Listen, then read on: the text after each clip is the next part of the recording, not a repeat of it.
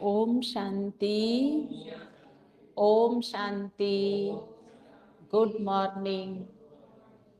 आज प्यारे बाबा के 1 दिसंबर 2022 के साकार महावाक्य हैं।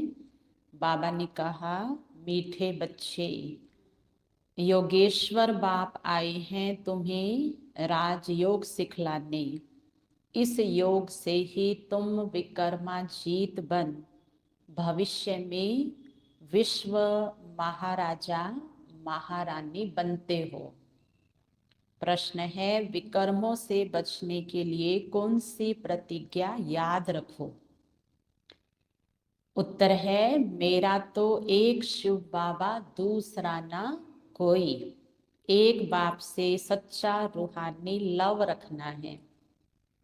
यह प्रतिज्ञा याद रहे तो विकर्म नहीं होगा।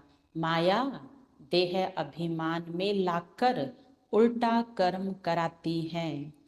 बाबा उस्ताद है, उसे याद कर माया से पूरी युद्ध करो तो हार नहीं हो सकती। प्रश्न दूसरा है, अपने बच्चों प्रति बाप की कौन सी आश है? उत्तर है, जैसे लौकिक बाप चाहते हैं मैं बच्चों को ऊंच पढ़ाऊं, बेहद का बाप भी कहते हैं मैं अपने बच्चों को स्वर्ग की परी बना दूं।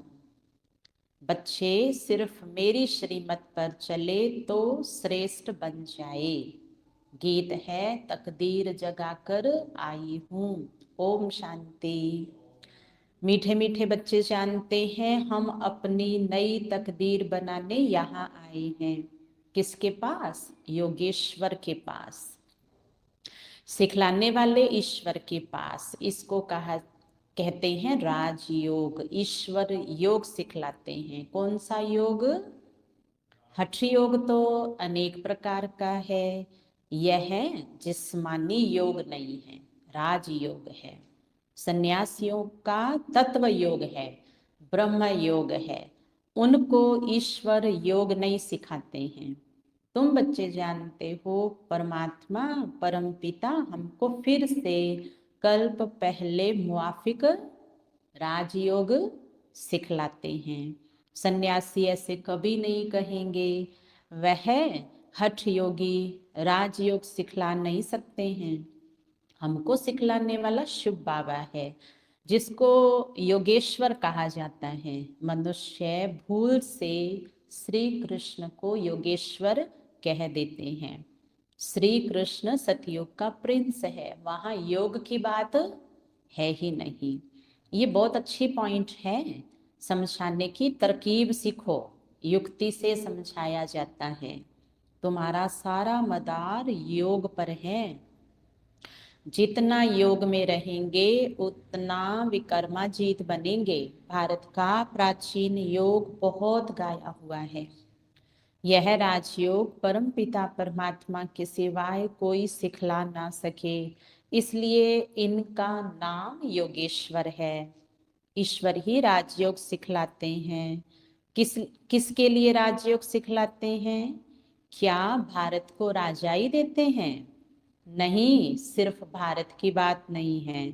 तुम बच्चों को सारे विश्व का मालिक बनाने के लिए राजयोग सिखलाते हैं। यह एम ऑब्जेक्ट क्लियर है। भल राजशाही को टुकड़े पर करेंगे, विश्व में तो नहीं करेंगे, परंतु कहने में आता है विश्व का मालिक। तुम बच्चे जानते हो नई दुनिया के लिए हम तकदीर बनाकर आए हैं। सारी विश्व नई बन जाती है। कैपिटल भारत है। तुम्हारे नए विश्व में कैपिटल दिल्ली होगी। उनका नाम गाया हुआ है परिस्थान। तुम हो ज्ञान परियां। ज्ञान सागर में गोता खाकर मनुष्य से बदल स्वर्ग की परियां बन जाते हैं। यह मानसरोवर है ना, कहते हैं वहां स्नान करने से मनुष्य परी बन जाते हैं। तुम यहाँ आए हो स्वर्ग की परियां बनने। तुम बादशाही लेते हो, तुम्हारे पास जेवर आदि ढेर होंगे। तुम कहेंगे हम राजयोग सीखते हैं, जिससे हम भविष्य में महाराजा महारानी बनेंगे। परंतु अगर श्रीमत पर अच्छी रीति चलेंगे तो ऐसे मत समझना कि प्रजा में जाने वाले को परी कहेंगे। नहीं, श्रीमत पर चलने वाले को परी कहेंगे। सतयुग की परी बनने वाली जो होंगी वो है पूरा श्रीमत पर चलने वाली, दैवी गुणों की धारणा करने वाली। लौकिक बाप का बच्चों में मोह होता है तो कहते हैं बच्चों को ऊंच पढ़ाऊं। यह बाप भी कहते हैं इन्हों को एकदम स्वर्ग की परी बना दूं। श्रीमत पर जितना चलेंगे उतना श्रेष्ठ बनेंगे, कोई भी तकलीफ नहीं है। शाहूकारों को सुनने की फुर्सत नहीं मिलती, सिर्फ गरीबों को फुर्सत मिलती है। तुम्हारे जितनी फुर्सत किसी को नहीं है। जिनको लफड़े ज्यादा हैं उनका योग लग नहीं सकता। आज बाबा बच्ची से पूछ रहा था कि तुम जानती हो कि हम किसके रथ की सेवा कर रहे हैं। घोड़े की संभाल करने वाला समझेगा कि हम फलाने साहब के घोड़े की संभाल कर रहे हैं। तुम भी जानते हो यह किसका रथ है। अगर शिव बाबा को याद कर तुम इस रथ की सेवा करो तो तुम बहुतों से अच्छा पद पा सकती हो। यह हुआ रथ, याद तो शिव बाबा को करना है, यह भी याद रहे तो बेड़ा पार हो सकता है।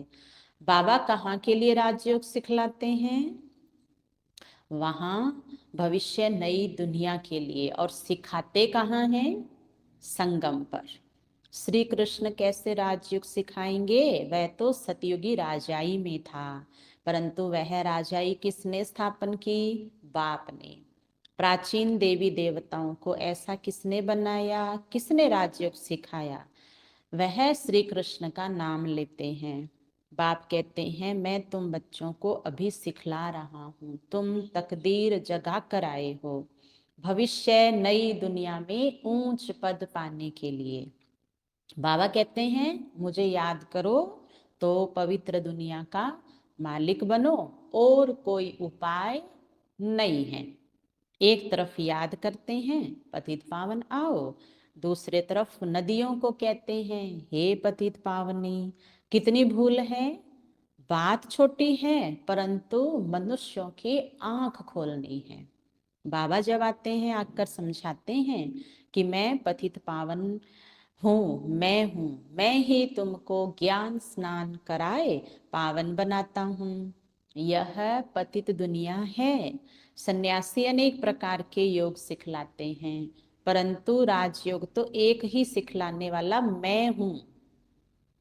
परम पिता परमात्मा को ही पतित पावन कहते हैं। उनको कितना याद करना चाहिए। फिर मैनर्स भी तो अच्छे चाहिए ना। हम 16 कला संपूर्ण बनते हैं। खान पान शुद्ध होना चाहिए। कोई झट धारण करते हैं, गाया हुआ है सेकंड में जीवन मुक्ति। एक जनक थोड़े ही होगा, मिसाल एक को दिया जाता है, एक का दिया जाता है। द्रौपदी एक थोड़ी ही होगी, सबकी लाज रखते हैं। स्त्री पुरुष दोनों को पतित होने से बचाते हैं। गीता में श्री कृष्ण का नाम लिख दिया है। इस समय तुम बच्चे जो कुछ भी करते हो भक्ति में यादगार बनता है। शिव बाबा का कितना बड़ा मंदिर है। जो सर्विस करते हैं उनका नामाचार निकलता है। तुम्हारा देलवाड़ा मंदिर एक्यूरेट यादगार है। नीचे तपस्या कर रहे हो, ऊपर राजाई के चित्र खड़े हैं। अभी तुम बाप से योग लगा रहे हो स्वर्ग का मालिक बनने के लिए। स्वर्ग को भी याद करते हो। कोई मरता है तो कहते हैं फलाना स्वर्ग पधारा, परंतु स्वर्ग है कहाँ यह किसी को भी मालूम नहीं है। समझते हैं भारत स्वर्ग था, फिर ऊपर कह देते हैं। बाप समझाते हैं सेकंड में जीवन मुक्ति गाई हुई है। फिर भी कहते हैं ज्ञान का सागर है। जंगल को कलम बनाओ, सागर को शाही बनाओ, तो भी ज्ञान सागर खुटता नहीं है, पिछाड़ी तक चलेगा। तो मेहनत की जाती है ना। सेकंड की बात भी ठीक है। बाप को जाना तो बाप का वर्षा है जीवन मुक्ति। साथ साथ ये समझाया जाता है तो चक्र कैसे फिरता है, धर्म कैसे स्थापन होते हैं, कितनी बातें हैं समझाने की। साथ में बाबा को याद करो, वर्षे को याद करो। तुम याद करते हो, निश्चय भी करते हो, हम विश्व की बादशाही ले रहे हैं, फिर क्यों भूल जाते हो। बाबा कहते हैं जितना याद करेंगे उतना विकर्म विनाश होंगे। इसमें टाइम लगता है, जब तक कर्मातीत अवस्था हो जाए। कर्मातीत अवस्था हो गई फिर तो तुम यहाँ रह नहीं सकते हो। बच्चों को वर्षों से समझाते रहते हैं, बात है बिल्कुल ही सहज। अलफ और बे, चक्र का राज भी बाबा समझाते हैं। बुद्धि में पूरा राज आता है तो फिर औरों को भी समझाना पड़ता है। सारा झाड़ बुद्धि में आ जाता है। बाप से सहजते सहज वर्षा लेना है। कहते हैं बाबा योग नहीं लगता, माया विकर्म करा देती है। बाप समझाते हैं बच्चे अगर विकर्म कर लिया फिर तो बहुत पुरुषार्थ करना पड़ेगा। माया देह अभिमान में लाकर उल्टा काम करा लेती है। बाबा कहते हैं बच्चे मेरा बनकर कोई भी विकर्म नहीं करो। तुमने प्रतिज्ञा की है, मेरा तो एक शुभ बाबा दूसरा ना कोई। अपने को आत्मा समझ करके इस पाठ को पक्का करना है। जैसे कन्या की जब सगाई होती है तो पति के साथ कितना लव हो जाता है। एग्जाम्पल दिया है बाबा ने कि ऐसे तुम मुझे याद कर सकते हो। तुम बच्चों ने पक्की सगाई मेरे से कर ली है। पक्की सगाई है ना, ओके, तभी बाबा खुश हो रहे हैं। तो बेहद के बाप से कितना लव होना चाहिए, तुम्हारा कितना गुप्त लव है। वह है जिस्मानी, यह है रूहानी।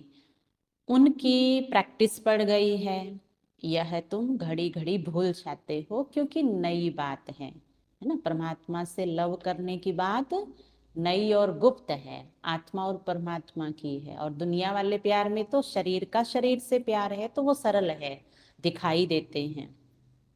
लेकिन वो जितना सरल है उतना ही फिर आगे आने वाले अनेक प्रकार की समस्याओं में फिर ऐसे फंसा देता है जहां से निकलना बहुत मुश्किल हो जाता है। अपने को आत्मा समझ बाप को याद करना है। तुम हो खुदाई खिदमतगार, तुम हो रूहानी सेवाधारी। तुम लड़ाई के मैदान में खड़े हो, बाबा उस्ताद भी खड़ा है। कहते हैं माया के साथ पूरी युद्ध करो तो ये 5 विकार प्रवेश ही ना करे। लिखते हैं बाबा यह भूत आ गया, लिख दिया। आया जब क्या किया, बाबा को सच्चाई से बताया। बाबा भूत आया, बाबा कहते हैं बच्चे इन भूतों को भगाते रहो, ये तो अंत तक आएंगे और ही जोर से तूफान आएंगे। अज्ञान में भी कभी नहीं आए होंगे, वह भी आएंगे। तुम कहेंगे वानप्रस्थ में थे, कभी ख्याल भी नहीं आता था, ज्ञान में आने से काम का नशा आ गया, स्वप्न भी आते रहते हैं, ये क्या। यह वंडरफुल ज्ञान है, कोई मूंझ कर छोड़ भी जाते हैं। बाबा बता देता है तूफान बहुत आएंगे, जितना पहलवान बनेंगे माया बहुत पछाड़ेगी। इसलिए महावीर बन स्थैर्यम रहना है, बाबा की याद में रहना है, कर्म में नहीं आना है। कर्म में आने से विकर्म बन जाता है, बहुत पुरुषार्थ करना है। खराब आदतें खराब आदतें निकालनी है। अविनाशी सर्जन जानते हैं, ये बाबा भी जानते हैं। माया के अनेक प्रकार के विघ्न पड़ते हैं, यहाँ बहुत शुद्ध बनना है। चाहते हो हम सूर्यवंशी बने तो लायक बनना पड़े। यह है राजयोग, प्रजा योग नहीं है तो पुरुषार्थ कर राजाई लेनी चाहिए। तुम युक्ति से गुप्त रीति से कहाँ भी जा सकते हो। बोलो हमको हमको बताओ हम किसको याद करें जो हम दुख से छूट जाएं। भला कहते हैं भारत का प्राचीन योग वो क्या है? आप हमको राजयोग सिखला सकते हो जो हम राजा बने। ऐसी ऐसी बातें करते ज्ञान में ले आना चाहिए। तुम ऐसी पहलवानी दिखाओ जो एक ही बात से उनकी बुद्धि ढीली हो जाए। युक्ति वाले चाहिए। तुम ऐसी पहलवानी दिखा सकते हो? बाबा पूछते हैं सर्विसेबल बने हो? बहुत संभाल रखनी पड़ती है। दुनिया इस समय बहुत गंदी है। यह भी एक कहानी है, द्रौपदी के पिछाड़ी कीचक लगे। इसलिए बाबा कहते हैं बहुत खबरदार रहना है। मूल बात है राजयोग की। किसको भी ये समझाओ कि राजयोग सिखलाया बाप ने, नाम डाला है बच्चे का। दूसरी यह बात सिद्ध करो कि गीता का भगवान शिव है जिससे स्वर्ग का वर्षा मिलता है। समझाने की युक्ति चाहिए। तुम्हारी सर्विस है रूहानी, वह सोशल सर्विस भी जिस्मानी करते हैं। वह है जिस्मानी सोसाइटी और यह है रूहानी सोसाइटी। रूह को इंजेक्शन लगता है, तब कहते हैं ज्ञान अंजन सतगुरु दिया। अब आत्मा की ज्योति बुझी हुई है। मनुष्य जब मरते हैं तो दीवा जगाते हैं। समझते हैं आत्मा अंधेरे में जाएगी। बरोबर बेहद का अंधियारा है। आधा कल्प घृत नहीं पड़ा है। आत्मा की ज्योति बुझ गई है। अब ज्ञान का घृत पड़ने से रोशनी हो जाती है। अब बाप बच्चों को कहते हैं कि मामेकम याद करो। यह श्री कृष्ण तो नहीं कह सकते, हम आत्मा भाई भाई हैं, बाप से वर्षा ले रहे हैं।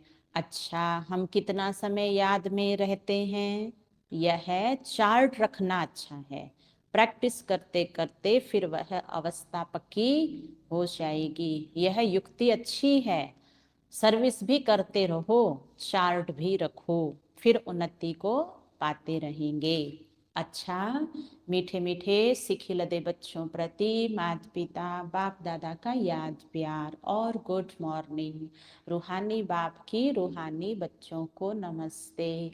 हम रूहानी बच्चों की रूहानी बाप दादा को याद प्यार गुड मॉर्निंग नमस्ते नमस्ते नमस्ते। मेरे बाबा मीठे बाबा प्यारे बाबा, आपका शुक्रिया, बहुत बहुत शुक्रिया। धारणा के लिए सार, कोई भी भूत अंदर प्रवेश ना हो इसकी संभाल रखनी है। कभी भी माया के तूफानों में मूंझना नहीं है। खराब आदतें निकाल देनी है। याद का चार्ट रखना है। साथ साथ रूहानी सेवाधारी बन रूहों को ज्ञान का इंजेक्शन लगाना है। वरदान, कोई भी कार्य करते सदा दिल तख्त नशीन रहने वाले बेफिक्र बादशाह भव। जो सदा बाप दादा के दिल तख्त नशीन रहते हैं वे बेफिक्र बादशाह बन जाते हैं। क्योंकि इस तख्त की विशेषता है कि जो तख्त नशीन होगा वह सब बातों में बेफिक्र होगा। जैसे आजकल भी कोई कोई स्थान को विशेष कोई न कोई नवीनता विशेषता मिली हुई है, तो दिल तख्त की विशेषता है कि फिक्र आ नहीं सकती। यह दिल तख्त को वरदान मिला हुआ है। इसलिए कोई भी कार्य करते सदा दिल तख्त नशीन रहो। स्लोगन है, नंबर आगे लेना है तो स्नेह और सहयोग के साथ शक्ति रूप धारण करो। अच्छा, ओम शांति।